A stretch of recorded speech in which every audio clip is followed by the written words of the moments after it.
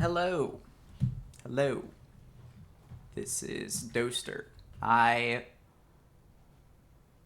wanna do like a pretty short video, low editing, low effort video talking about Mauga, where I think his place is in the game, clearing up some misunderstandings. I made a post on the forums, on the Overwatch forums. That was my first mistake.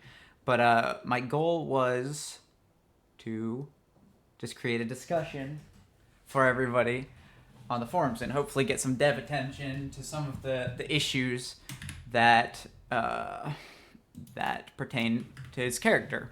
And I also talk about like all the tech that I found, all the niche that I think he portrays, and like there were some very alarming misunderstandings that I saw, and I'll probably post this and then just stop looking at the forums. I don't think it was going to achieve my goal because people just started arguing and saying things that are just outright incorrect. Okay. Starting over. What do I think Mauga's role is? He is a poke tank with dive elements. He's not good in Brawl. Why isn't he good in Brawl? Because he doesn't have shields to put up in an instant, and he doesn't have cleave damage, right? Those are some of the, like, think of Rhine, right? Rhine has cleave damage, so you can build an entire team comp around deathballing and getting the Rhine in to deal cleave damage, right? Bunch of point blank damage dealers. He does have insane damage at the point blank range, like if you just look at a bot and you just like that's crazy, right? But he will suffer if you do that. Like the developer said, like he's designed to be a brute looking individual who's capable of brutish things, but is actually very tactical and cunning, right? He's cunning, he's cutthroat. In reality, he's better played that way. And I assume that the devs are gonna continue to change this, right? So like the other like brawler tank is like Ramatra, right? You play the whole team comp around him, you get the Ramatra in, he deals his damage, right? Ramatra also has a poke phase, so he's like some sort of in-between. When I say dive, I mean that Mauga exhibits elements that dive tanks do, right? He doesn't have insane like high ground to low ground maneuverability, vertical maneuverability, but his shift is crazy when it comes to transferring between high grounds and transferring between the high grounds and also how you say just getting around. So that makes him good on maps like Flashpoint, like most control maps, right? Maps that you can play a poke phase, but they also have flanky routes, right? That you can just appear, right? You can do one of these and be on their backline and shooting around the corner in like an instant. I did that poorly. But you kind of get what I'm saying. Like, very much like high impact, boom. All of my resources go into this impact at once, right? So think about like Winston jumping in. He has essentially a Winston impact type of jump where you like land and you do your Winston combo to deal burst damage, but it does more damage. It's harder to hit. It's more situational than his, right? Because he has high poke elements, right? And he has burst damage, which Winston doesn't have. So, like, if you hit it, it's very rewarding. Like, that was the combo before they could even do anything, and they're at literally 1 HP, and I missed my shot, and I didn't bump him up before it. So imagine pairing that with, like, Genji or Sojourn-y, like, standard dive things, right? Another divey aspect that he has is he farms your support ultimates. That's one of his best things as a character, because unlike Winston, he can do that at a distance and get, like, he can peek around the corner, shoot the enemy, tank damage, start closing in, and then boop, they use a sleep dart and you just run away. Or I did that poorly again. But you 180, you just leave, right? You run back around the corner because you're naded, or you reactively react to some sort of stun that's incoming, because he has CC immunity on his shift. And another thing is, like, even if you don't hit the slam like perfectly, you still bump them up in the air for your team to follow up on. Like, that's a dive character if I've ever seen one. Like, think Doomfist, right? Okay. I'm just gonna talk about like his niche, right? This is why he's a poke character. Let's talk about the other poke characters. Let's talk about the good poke characters. We have standard poke, like straight up poke. Poke the character as a tank is Sigma. He's got a shield so that he can tank damage at range, and he has good long range damage that can bounce, and he has a ranged like stun, like poke. He can poke forever between his shift, his like 700 effective HP, on top of his shift gaining him extra HP, and shield to block cooldowns. Like, he can poke forever, right? That's why you see him on maps like Circuit Royale, right? I think Mauga's niche is maps that poke is good on. So there's like medium to long ranges that have flank routes. Think the flashpoint maps or control points, right? Flank routes so that you can get in and do your effective things after baiting out their abilities using your poke, right? Okay, the other poke tank is Horse, right? Here's the difference, like, between him and Horse. This is 30 meters. Aiming at the body, right? Projectiles, so you have to lead them. You have to predict their movement in advance, a long advance at this range.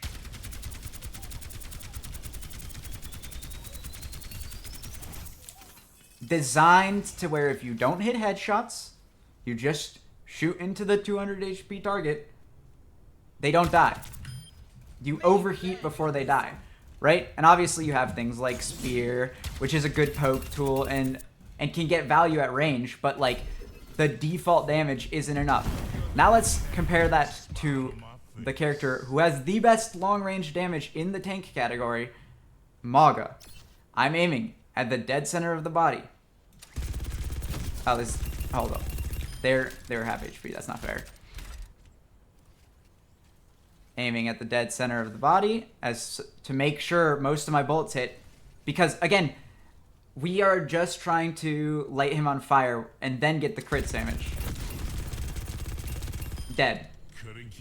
That took less than 50 bullets. Like, and it's hit scan, meaning it's easier to track. Like, and okay, and again, 40 meters, right? This is where you're getting back into Sigma's niche, where like you just want to support your snipers, right? But there's like 3 maps in the game like this, and I don't know. And even at this range, like when done well, that's still meaningful damage. That was 100 bullets. So like, if there's places where like you have to close the distance, you can shoot pressure as you're walking forward. Look how I'm hiding my body so I don't take infinite damage.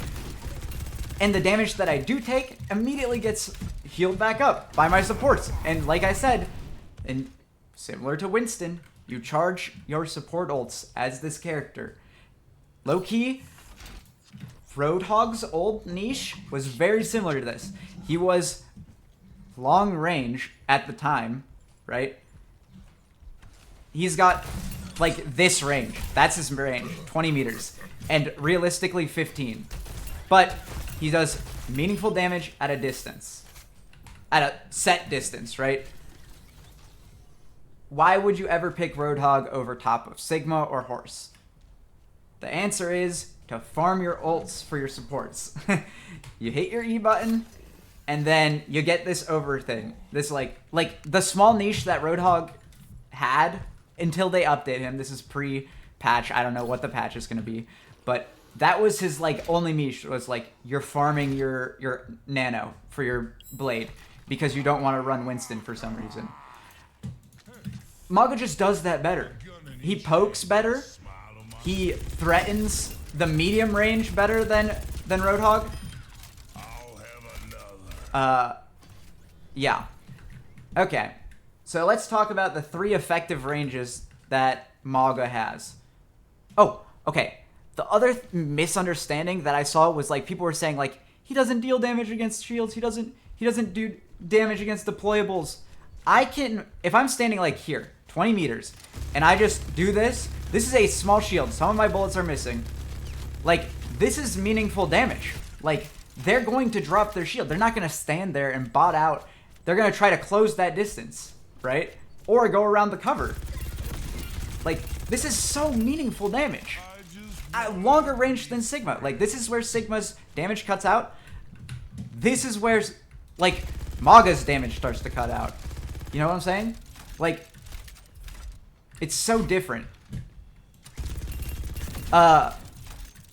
It's okay. Let me show you the difference. Like, let me try to deal damage to the Sig shield at this distance. The enemy's Sig shield. Zero damage. Compared to, even if you're not dealing like tons of damage, he has more range than all of these other characters. And somebody tried to tell me that he has the same damage as a Zarya beam and like a full charge Zarya beam, which might be true. But here's the difference between him and Zarya. This is her range, right? This is her range. As soon as Zarya's up close and personal, like, Zarya struggles up close and personal. I don't know. He's effective at, like, point blank range, like this, and on training bots, and that's good, and that's great. That's a great thing to have in your kit.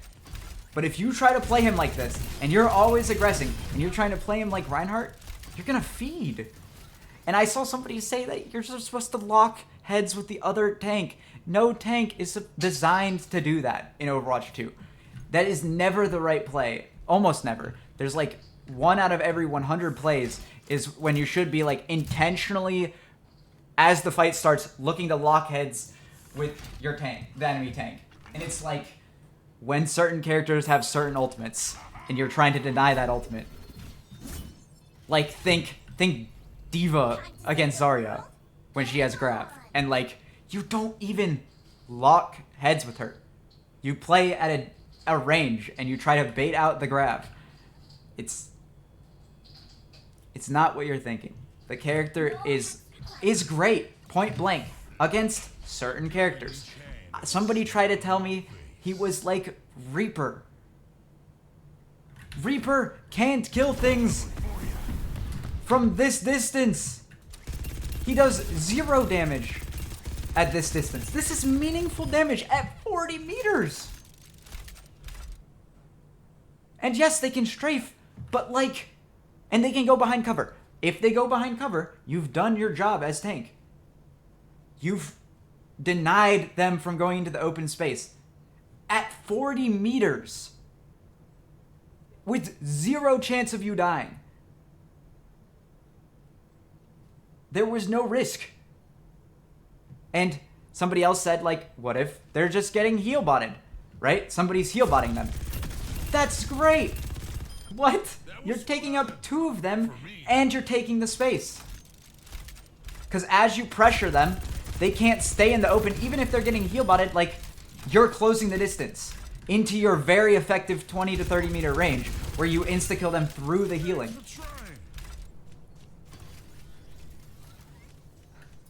Like, somebody said, the other part of that was like, if they go behind cover. Good, you've done your job. Okay, now if they strafe,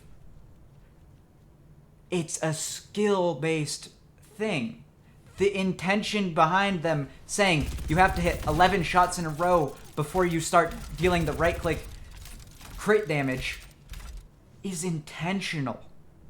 It's skill-based. If they're strafing, you have to strafe with them. You have to mirror their strafe, or you have to track them. Good players will do this. That is part of, like, he's multi-leveled, right? The devs are intentionally designing high skill ceiling into the character. That's awesome. I'm not going to sit around and be like, this is how he's optimally played, point blank like this. Like, that's like saying that, like, it's like saying, because I can't hit every axe, or sorry, every knife at a long distance, because I'm in plat, I shouldn't, that's not the optimal thing to do, right? It's the optimal thing to do to try to hit the axe at a long or the knife at a long distance, because it's on a 4-second cooldown, and even if you miss, you get the bleeds on the other characters. Like, there's still value, and like, just because you're bad doesn't mean that's not the design of the character. I don't know. Anyway, he takes up a niche in the game. He's not a point-blank character. If you're going to play point-blank, play Reinhardt or Ramatra. Don't play Mauga. Because if they run, let's say you're on a brawl map. You're on a stereotypical brawl map. You're on King's Road, which is kind of a dive map, but whatever. You're on King's Road, right? And you're thinking, I want to run Mauga because he's good on King's Row. But if your reasoning is because you want to be up in their face and deal lots of damage, go Ram or Rein. If they run a real brawl comp with Ram or Rein, you will die, because you will click your E ability, and then they will go, and you will die because you're in the open space in front of an entire team, and you're not able to tank. The Rein will back up a smidgen, and because you're trying to do this, look at the movement speed. You won't be able to keep up. They'll deal damage to you, and you will get bursted down because you are one of the largest targets in the game. I think you might be the largest target. Like, he's bigger than Ball, I think. Yeah, like, he's about the same size as Ball. So, like, you will just die if you try to do that. Play him like a poke character, like a longer range Orisa, but instead of getting in their face and, like, trying to brawl, right? Play this medium range. This range, right? Against a tank character. Let me show you. Like, obviously the Mauga mirror, right? But let's say, like, let's go with, I don't know what characters people play. Let's just eeny, meeny, miny, mo, Zarya, right? Zarya's a little bit skinny for a tank. However, like, you can deal meaningful damage with holding down both triggers at a medium range. This is not point blank. This is not Reaper range. This is where it's bad to be doing what I'm doing, by the way. Right? Now watch. I kill her. I aim at the middle of her body so that all of my bullets are hitting. I track her and I burst her down. Obviously, she has less HP right now, but, like, look at how much that forced bubbles, or nade, or cleanse, or lamp, or bap shift, right? It's fast enough damage at medium range to force enemy cooldowns.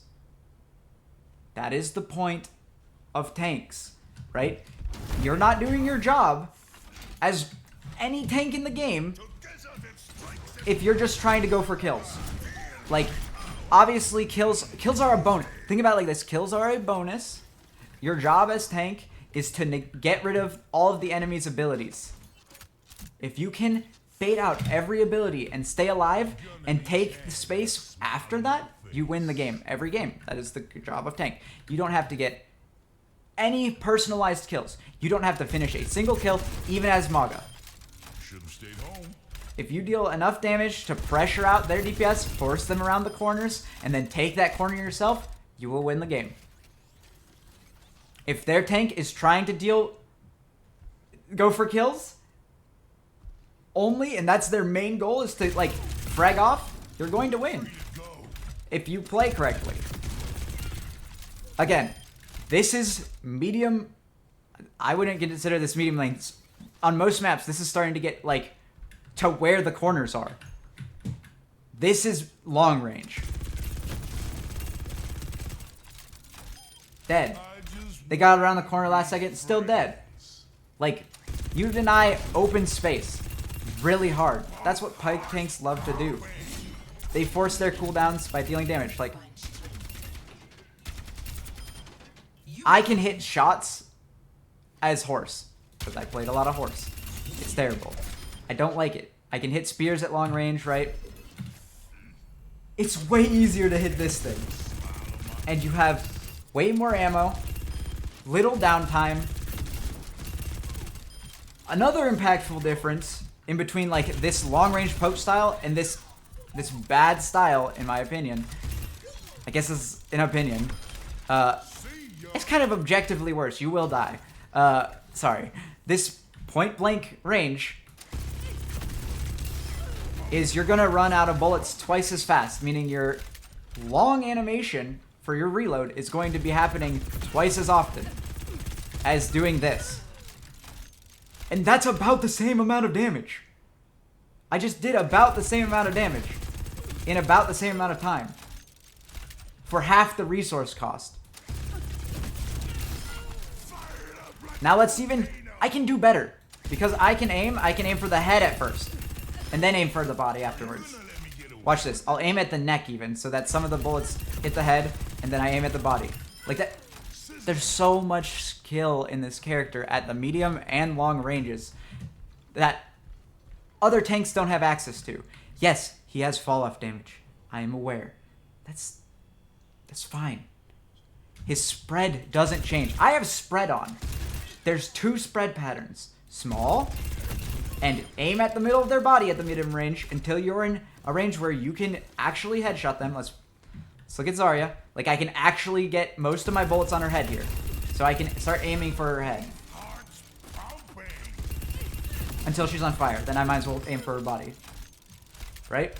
But before that, just aim at the body until they're on fire and take the crit damage. That's the point of the character. That's why he's designed this way. Oh my gosh. Sorry, this turned into a bit of a rant. But this is the point of Mauga. This is why you run Mauga. It's his niche. I don't want to hear any more stuff. I also got the Cha-Cha and I forget the other one's name. Cha-Cha and Gunny. I got them mixed up. Left click is Gunny, right click is Cha-Cha. So, yeah. That's his niche. Like, that's how he's good. I'll include maybe a clip or two of me, like, okay, don't get me wrong. Do not get me wrong. Like, when you get out their abilities and you go in, you can deal meaningful damage, right? Another advantage that he has over Sigma. Over, like, similar to Horse. Like, once you get out their cooldowns with your abilities, you can, like, run at them, right? And deal lots of damage up close. The thing I find difference is, like, the speed that you can approach. Which makes him more divey rather than Horse's, like, brawl. After you've got the cooldowns out, you can go in and hit that kill. Get that meaningful stun, meaningful boop ups to set up for your team. You know? And yes, this is on practice bots. But, like, you can do this to actual players. And actual characters. People are telling me that what's it called? Bastion's, there is a fight here, because he can go into turret mode, right? Bastion is one of the few characters that, like, again, just bait out the form. Once you bait out the form, it's so much easier. Because he's giant. And he has less HP than a tank. Medium range, by the way. Not point blank. Medium range. We've reached melting point. Let's see. Another person. Torb. Medium range. Not point blank. Not Reinhardt. Not Ramatra. Medium range. Also bad. Don't do that at that range. Do this. Less ammo. Same damage. More consistent. Alright. That's gonna end my rant as far as like Mauga goes. I'm going to... I guess he's still available in the practice range, which is awesome. Also, here's my validity. I am a top 500 tank player, right? I play all of the tanks. Let's look at all competitive seasons. I play all of the tanks. Whenever the tank is good, I play the tank. Look at how much hours. Like my lowest is Doomfist with 7. That sucks, right? Compared to these other numbers, but I've been top 500 since Overwatch 2 came out. I know what I'm talking about. I'm a Metafy coach. I've coached this game for years. I know what his niche is. I promise. And I just proved it, right? I proved you can deal meaningful damage at long and medium ranges. Here's my playtime. He's already in my... I'm already number 14. I've spent 10 hours on him. And I got a 66 win percent against my equal MMR. Against people who are top 500 round tank. I played against a player who was rank 18 at the time. I've never gotten anywhere near that rank. It is astronomically higher than what I've ever peaked, which is 77. It happened this season. Okay? It's like, there's like tiers and tiers above me, this player. I demolished them because he was trying to play the point blank range because he had just played him for the first time. And I had learned after a couple hours of gameplay that you play the medium to long range as this character, you play him poke, not brawl. Right? And I guarantee you, if we played again after he's gotten a couple more hours on the character, he demolishes me. Because he has better aim and he can play at a better... Like, once he understands the basics of the character. Alright. Rant complete. I'm going to do a tech video. Look forward to that. Probably today as well. I'm just going to start doing that right after this. Alright. Bye.